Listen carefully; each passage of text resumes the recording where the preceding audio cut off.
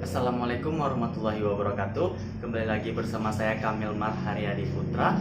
Nah, pada kesempatan kali ini saya masih membahas mengenai public relation atau manajemen humas. Nah, di sini dengan judul public internal dalam public relation. Nah, pada video minggu lalu saya menjabarkan mengenai public eksternal dalam manajemen humas atau public relation. Nah, pada kali ini saya akan menjabarkan mengenai public internal dalam manajemen humas atau public relation. Setiap lembaga atau organisasi pasti memiliki dua public yang sangat penting bagi mereka, di mana public tersebut yang pertama public eksternal dan yang kedua public internal. Nah, seperti yang kita jabarkan minggu lalu bahwasanya setiap sasaran dari produk atau jasa dari lembaga pasti sasaran akhirnya yaitu public eksternal. Nah, di sini public internal tidak kalah penting dari public eksternal karena jika tidak adanya public internal dalam suatu lembaga atau organisasi, maka produktivitas, efisiensi, dan efektivitas dari jalannya suatu lembaga atau organisasi tersebut tidak akan baik. Jadi, public internal itu sendiri merupakan suatu kekuatan utama yang harus dimiliki oleh setiap organisasi atau lembaga. Karena jika tidak adanya suatu public internal dalam organisasi, maka jalannya kegiatan dari organisasi atau lembaga tersebut akan terhambat atau tidak akan berjalan dengan lancar. Sehingga public internal merupakan kekuatan utama yang harus dimiliki oleh sebuah lembaga atau organisasi. Internal relation ini merupakan tugas dari praktisi PR atau humas yang harus dijaga atau dijalin hubungan baik dengan internal relation atau hubungan dengan public internal. Kenapa? Karena public internal merupakan kekuatan utama seperti yang sudah dijelaskan sebelumnya, merupakan kekuatan utama dari suatu lembaga atau organisasi. Nah, siapa-siapa saja yang merupakan lembaga internal atau public internal dari organisasi atau lembaga tersebut. Nah, seperti employee atau karyawan, stockholder atau pemegang saham, dan orang-orang lain yang terlibat dalam organisasi atau lembaga yang bersangkutan.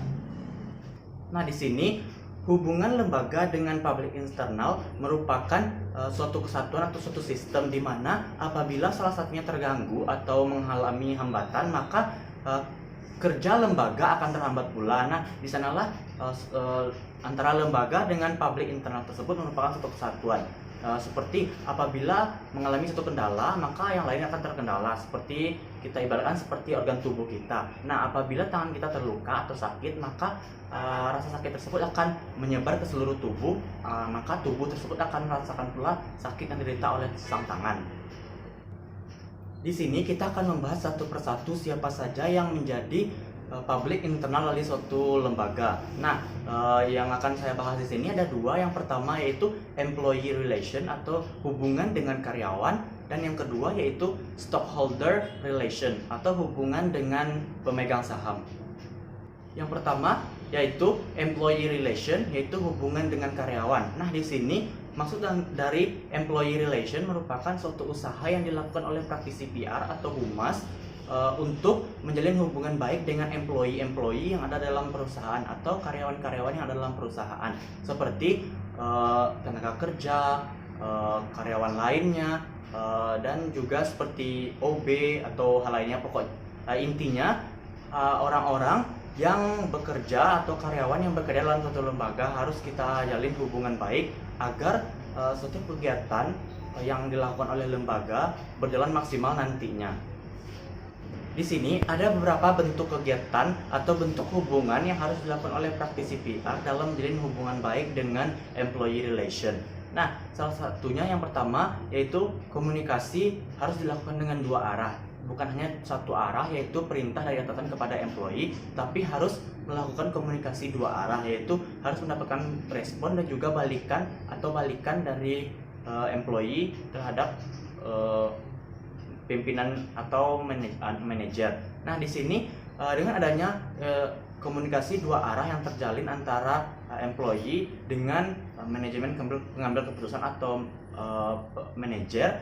Nah, disitulah nantinya akan timbul masukan-masukan atau keluhan-keluhan dari employee atau karyawan kepada manajemen pengambil keputusan mengenai lembaga. Nah, di sanalah lembaga dapat memperbaiki dan mengembangkan diri atau mengembangkan lembaga ke arah yang lebih baik.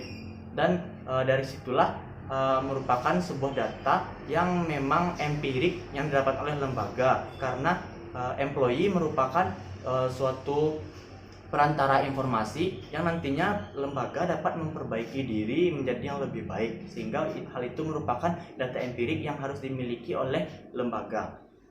Selanjutnya yang kedua yaitu hubungan bisa dipelihara melalui bentuk-bentuk kinerja dan semangat kerja dari karyawan.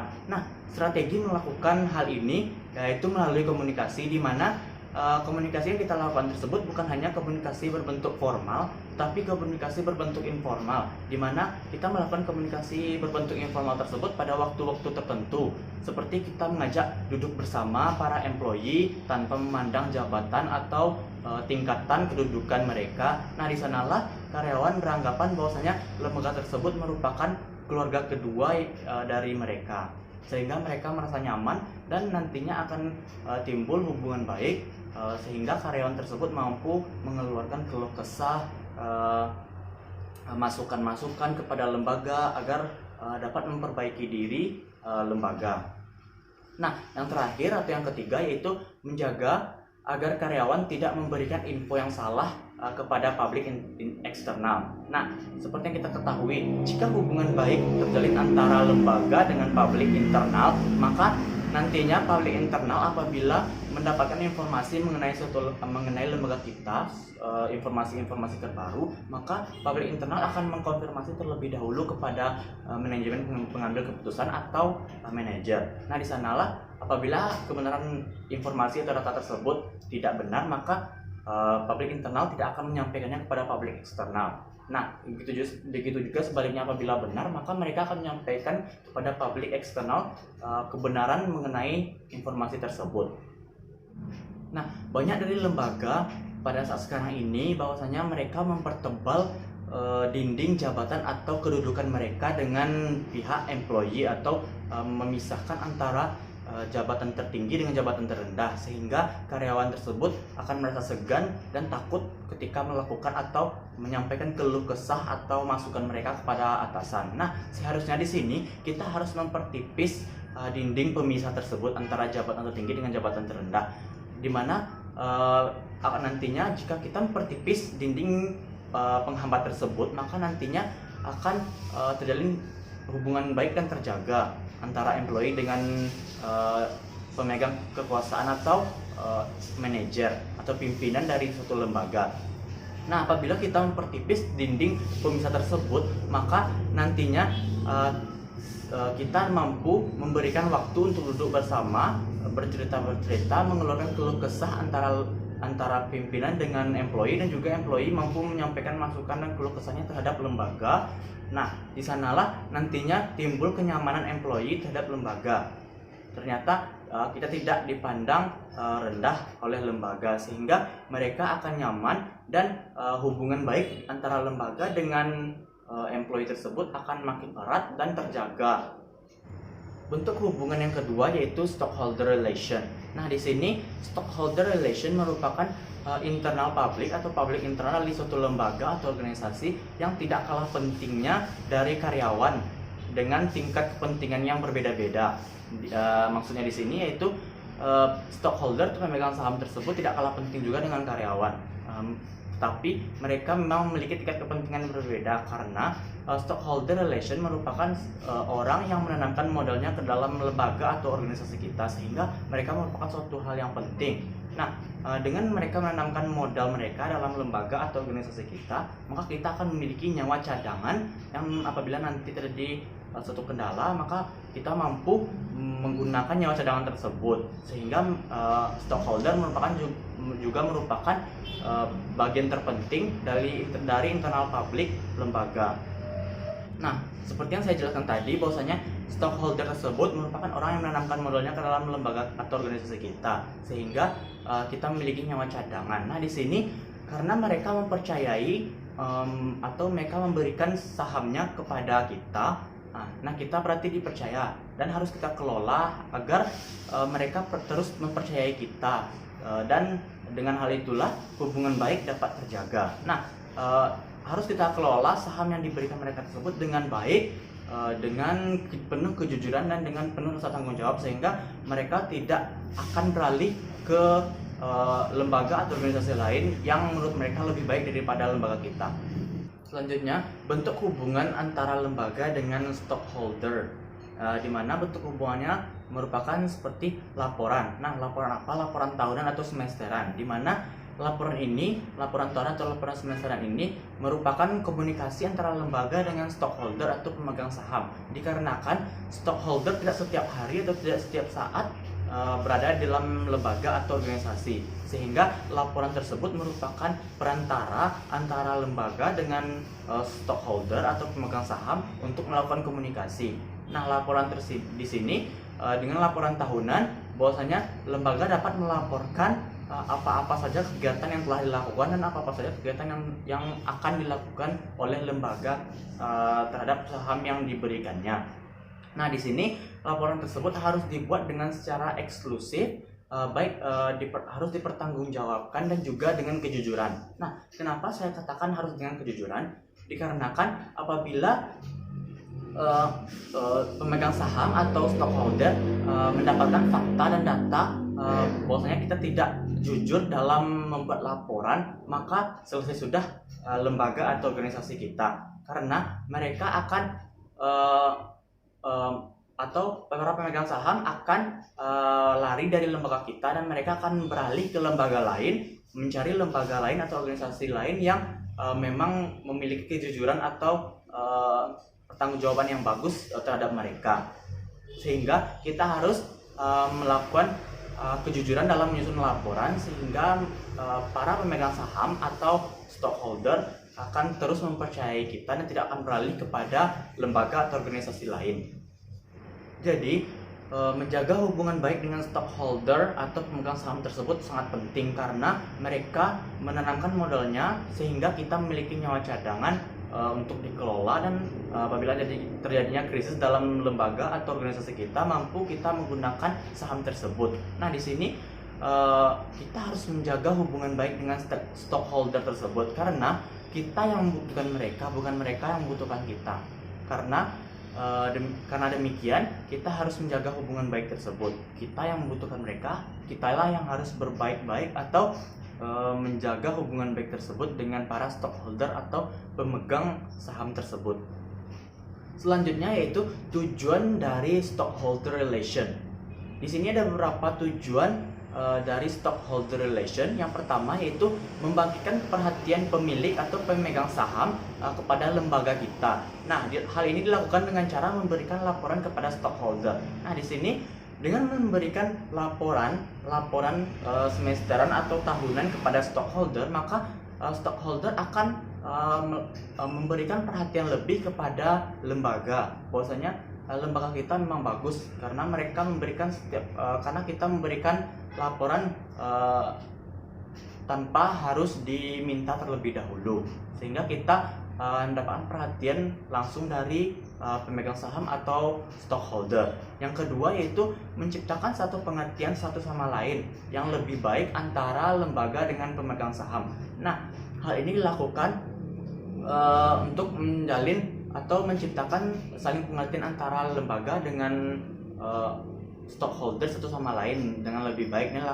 Hal ini dilakukan dengan cara komunikasi finansial atau mengkomunikasikan masalah keuangan atau keuntungan dari saham-saham yang diberikan oleh stockholder atau pemegang saham tersebut berupa laporan finansial dari lembaga kita berikan kepada stockholder atau pemegang saham tersebut.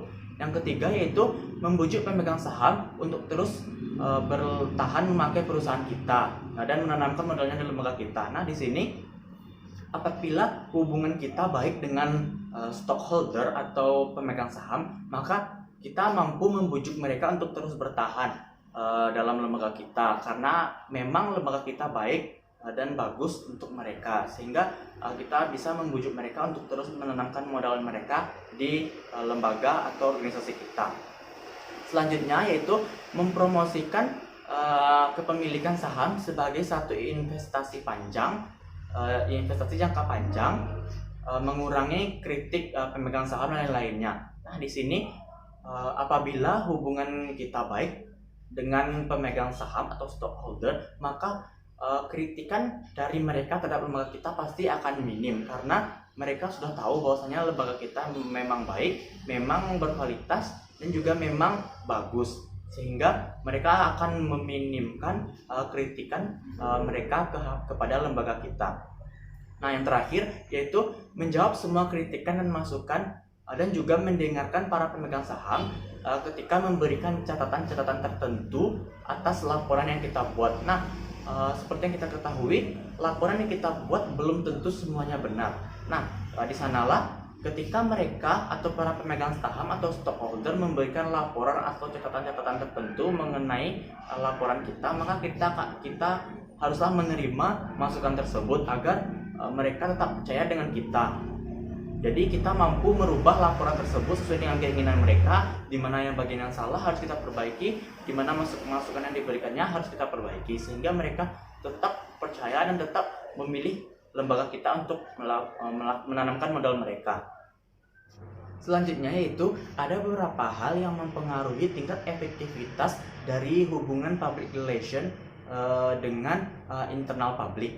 Yang pertama yaitu keberadaan pimpinan dan lembaga dalam berkomunikasi, di mana di sini keberadaan pimpinan dari lembaga tersebut harus berkomunikasi dengan cakap, dengan baik, sehingga tingkat hubungan efektivitas antara lembaga dengan internal public tersebut akan lebih terjaga. Yang kedua yaitu kesadaran sekaligus pengakuan dari pihak-pihak manajemen akan nilai dan pentingnya komunikasi dengan publik internal. Nah, di sini dengan kesadaran dan pengakuan dari pihak-pihak manajemen atau pimpinan atau manajer akan pentingnya nilai bahwasanya komunikasi dengan publik internal tersebut memang sangat bagus. Dan yang terakhir yaitu keterbukaan pihak manajemen kepada publik internal. Nah, di sini tingkat efektivitas dari hubungan public relation atau manajemen dengan public internal tersebut dipengaruhi dengan keterbukaan dari pihak manajemen kepada internal public. Jika pihak manajemen lebih terbuka kepada internal public, maka hubungan baik antara lembaga dengan internal public tersebut akan sangat bagus dan akan sangat terjaga. Dalam menjalin hubungan atau menjaga hubungan baik dengan internal public, maka ada beberapa media yang dapat dimanfaatkan untuk menjalin atau menjaga hubungan baik tersebut, yaitu yang pertama jurnal internal, di mana jurnal internal ini merupakan suatu publikasi atau terbitan yang didistribusikan kepada anggota-anggota atau khalayak internal dari lembaga atau organisasi. Nah, di sini jurnal internal ini merupakan pendukung dari suatu lembaga untuk menyampaikan suatu informasi kepada karyawan atau khalayak internal dari lembaga atau organisasi. Nah, di sini jurnal internal tersebut dapat diartikan secara luas merupakan suatu bahan cetakan yang diterbitkan secara teratur berbentuk majalah, koran, newspaper, dan juga dalam bentuk elektronik, seperti karena kita sudah merupakan perkembangan internet atau perkembangan elektronik, maka ada juga berbentuk elektronik seperti elektronik majalah, elektronik koran, dan lain-lain sebagainya. Yang kedua yaitu papan pengumuman. Di sini papan pengumuman tersebut harus berisikan informasi-informasi dan juga jangan dibiarkan kosong, karena papan informasi tersebut akan memberikan informasi kepada karyawan mengenai suatu hal mengenai lembaga kita. Nah, jadi papan informasi tersebut jangan dibiarkan kosong. Selanjutnya itu kotak saran, di mana kotak saran tersebut berfungsi untuk apabila publik internal tidak mampu menyampaikan keluhan atau masukan mengenai lembaga secara lisan, maka mereka mampu menggunakan kotak saran untuk menyampaikan masukan-masukan dan keluhan mereka mengenai lembaga. Selanjutnya yaitu jaringan telepon internal, terus selanjutnya insentif bicara, rapat. Nah, rapat di sini seperti yang kita ketahui bahwasanya setiap lembaga pasti menjalankan sebuah rapat untuk mengevaluasi, merencanakan, mengelola atau menjalankan sesuatu. Jadi rapat merupakan suatu media yang dapat dimanfaatkan oleh lembaga atau praktisi PR untuk menjalin hubungan baik dengan internal publik. Selanjutnya yaitu obrolan langsung antara manajemen atau praktisi PR dengan internal publik. Masuk kita ke pembahasan terakhir kita pada penjabaran materi mengenai public internal pada kali ini, yaitu mengenai kegunaan dari hubungan baik antara lembaga atau organisasi dengan public internal atau internal public lembaga. Nah, yang pertama yaitu melakukan atau membuat penjelasan kebijakan lembaga yang menampung berbagai macam keluhan. Nah, di sini dengan adanya hubungan baik antara lembaga dengan organisasi, antara lembaga atau organisasi dengan internal publik, maka akan membuat kejelasan kebijakan mengenai bahwasanya untuk menampung berbagai macam keluhan dari internal publik kepada lembaga atau manajemen.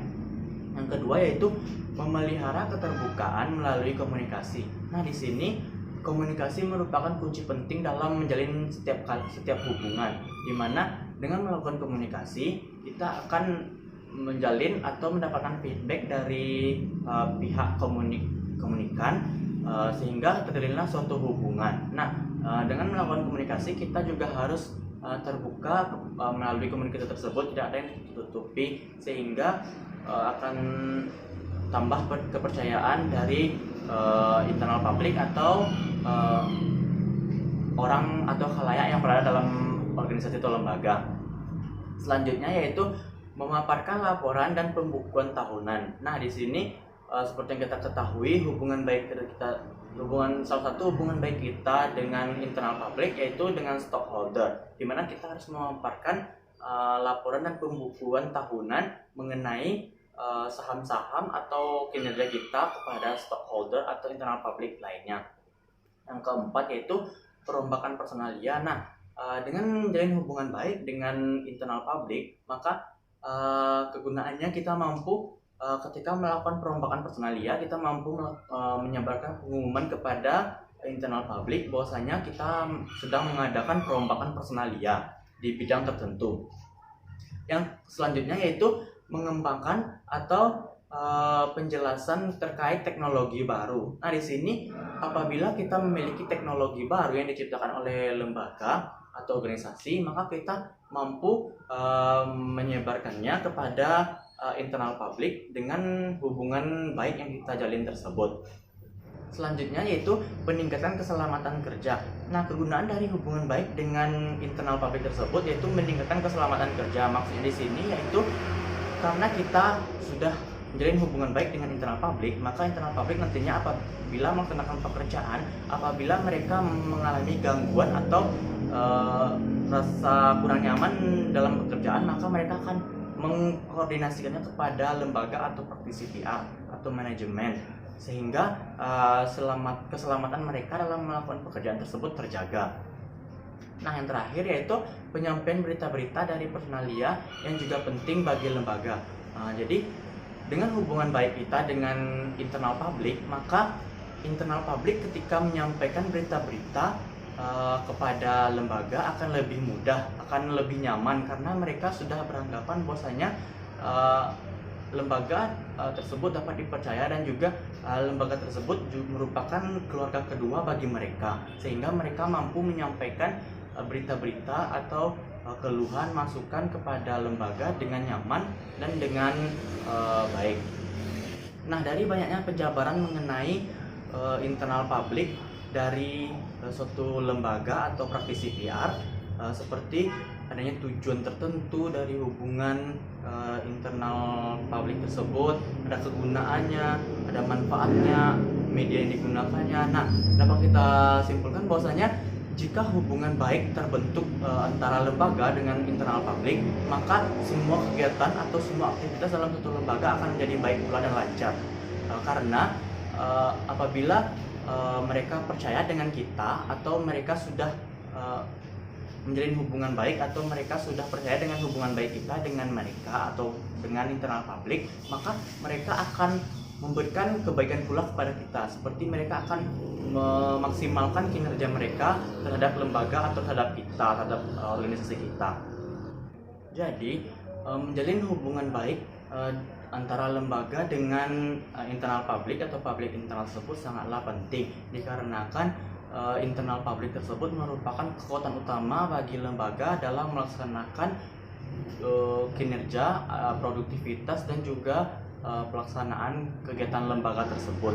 Sehingga apabila hubungan tidak baik terjalin antara lembaga dengan internal publik, maka maka lembaga akan mengalami kendala nantinya ketika melaksanakan kegiatan, seperti apabila lembaga tidak menjalin hubungan baik dengan employee, maka employee tidak akan bekerja secara maksimal terhadap lembaga. Dan juga apabila lembaga tidak menjalin hubungan baik dengan stockholder, maka stockholder tidak akan percaya lagi kepada lembaga, dan nantinya stockholder akan meninggalkan lembaga dan mencabut saham-saham yang telah mereka tanamkan di lembaga kita, dan mereka beralih ke lembaga atau organisasi lainnya. Sehingga kita harus terus menjalin hubungan baik tersebut dengan internal publik agar lembaga atau organisasi kita berjalan dengan baik, lancar, dan dapat membuahkan hasil yang bagus. Demikianlah penjabaran materi mengenai internal publik pada kali ini. Terlebih terkurang saya mohon maaf. Saya Kamil Marharyadi Putra mohon undur diri. Terima kasih atas perhatiannya, mohon maaf atas segala kesalahan. Saya ucapkan assalamualaikum warahmatullahi wabarakatuh. See you next.